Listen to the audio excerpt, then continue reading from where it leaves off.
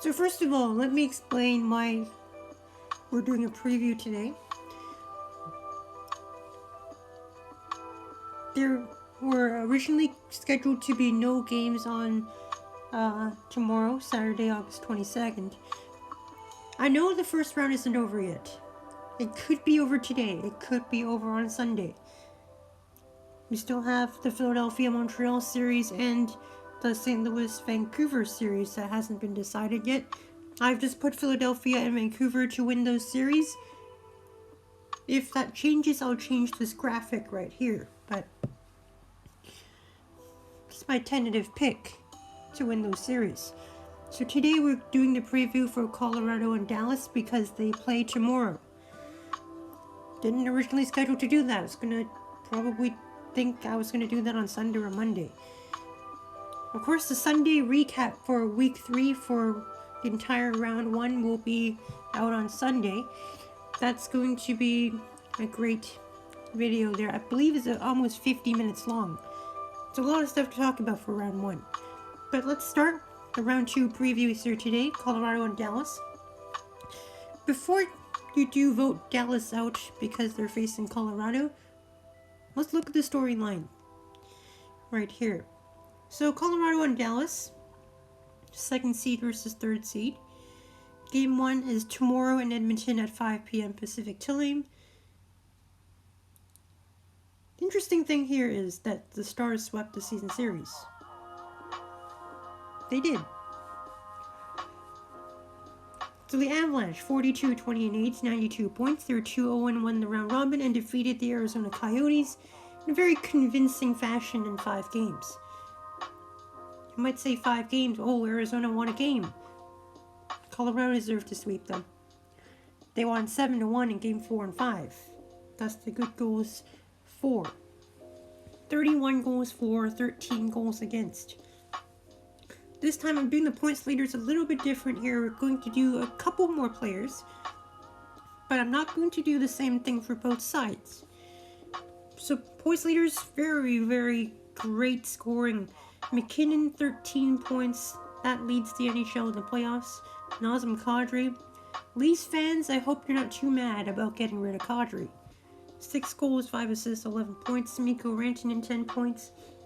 Burakovsky, 8 points. Landeskog, 8 points. Cale Makar, Calder candidate, 7 points. Goaltender, Grubauer, 5-0-1, 1.49, 937 save percentage. That's very good.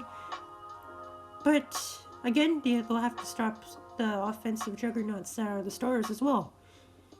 Pavel Francouz, of course, a very trusty backup goaltender with a 958 save percentage.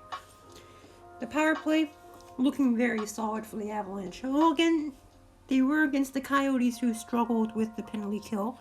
So, again, 30.6%. That's a very solid improvement from the season where they only had 19.1%. And then the penalty kill, 88%. As I said, the season series went to Dallas 4-0. And they outscored the Avalanche 12-6. On the other side, the Dallas Stars, 37-24 and 82 points. 1-2-0 in the round robin, and they defeated Calgary in 6 games. That was a very great game last night between the Stars and the Flames in Game 6. Coming back from 3-0 down to win that 7-3, that's making history right there. The Stars scored 25 goals but allowed 27 against. That's surprising that the Stars are in this round, even though they've been outscored. The Stars? Points leaders, Miro Heiskanen with 12 points, Pavelski with 8 points, Gurianov, 4-goal game yesterday. He has 6 goals and 1 assist, 7 points. The question we are asking here is, where are Radulov, Benn, and Seguin on this list? Radulov, Benn, and Seguin are not on this points leaders list because they are only around 3 or 4 points. I know Seguin has been injured for a couple of these games, so we'll let him off easy here, but Radulov and Benn have not been very prominent at all. And they'll need to do better if they want a chance in this Colorado. Goaltenders, Ben Bishop has been injured for quite some time. He did play 1 game against Calgary in the last series. 862 save percentage, well, we would all expect that Anton Hudobin will be the starter for the series. He has a 4-3 record, 2.49 goals against average, and 919 save percentage. The Stars have a 20% on the power play. That improved a lot in that second half of the series against Calgary. And at Game 3, they were only at 10%, and now after Game 6, they're at 20%. And then their penalty kill is at 76.7%. Now, this is another interesting series to predict, because I know how a lot of you guys are going to say Colorado is going to win this series easily. It's hard to say here. I don't know what kind of matchup this is going to be, because the Stars swept the season series. But again, we're accounting for more injuries to the Avalanche back in that time. I know the Avalanche has been very, very solid, even without McKinnon, Rantanen, and Landeskog. They've been really solid nonetheless, especially in these playoffs, but of course the first line has showed up a lot. The Stars showed how good they can be in games 4, 5, and 6 of that Calgary series. They showed that how good Miro Heiskanen is as a playmaker defenseman, Pavelski scoring a hat-trick, Gurianov with a 4-goal game. If Radulov, Ben, and Sagan can help with that offense and chip in more, the Stars will be a tough team to beat for the Avalanche. This is much of a bigger challenge for the Avalanche, even though we've seen such dominant performances from the Avalanche in these playoffs.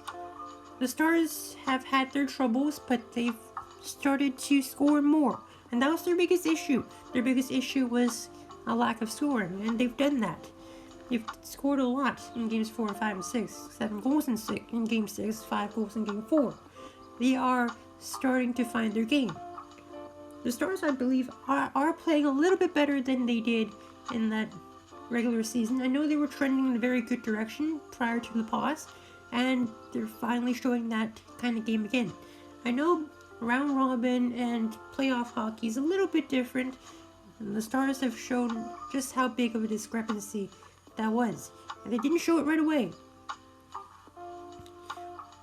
But the Stars, they're coming back, and they'll give the Avalanche quite a challenge here.